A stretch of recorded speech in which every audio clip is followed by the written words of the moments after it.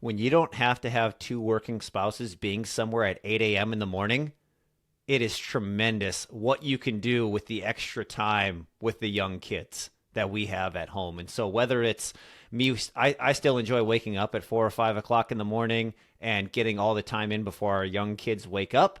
And so I really enjoy that. But just having that freedom to pursue what we find meaningful. I just went on a date not too long ago with the wife where we can do that during the day. We can do various different things. So on almost every level, it worked out incredibly well for us because we had that vision. It was a 10-year plan to get out of our W-2 jobs. It only took about 5 years, but we had that 10-year plan.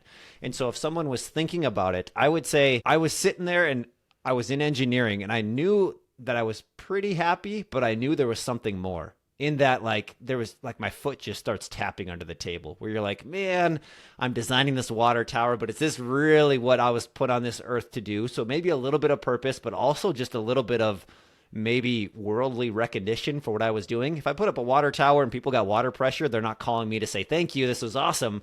Versus if we put someone in a house where they could have never got it without a bank loan and Adam was the only person uniquely qualified to get them into that house, the level of intentionality and intensity of like a scale of 1 to 10, it was like a 1 before, and now it's like a 9, where it's like I'm impacting someone's life, their family, their livelihood, where they live. And so that was a pretty big draw to me. But I also got coached early on not to jump too early. Like I got my first rental property. I started listening to Bigger Pockets. I was like, oh, this is it. Like, this is it. It's real estate. This is so easy. I'm just going to jump.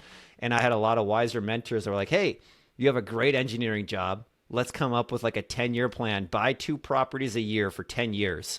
And if you do that, you don't need to get there in 6 months. If you got there, by the time you were 35 and you retired at 40, like, isn't that still really good? And so it helped manage the expectations of just those excitement of you start doing some real estate, you get really excited, and it's leveraging what you currently have, which was a really good high paying job, being very bankable, and leveraging that stability that it provided the family as we were growing our family into different things. So and the one piece of advice that I'll say is if you're thinking about leaving your job, or one of the first steps to leaving your job if you want to, is to get really good at your job.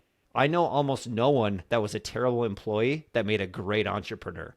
Typically, in my experience, it's like you're a player. You're a linchpin. You're like crushing it in sales or engineering or product development or a team member. And you're like, man, my ceiling's capped. I want to do something else. And you either start your own business, you get into real estate because you realize that you could do insider trading. You could do the research, the investment, all that, and you can maximize your ROI that way.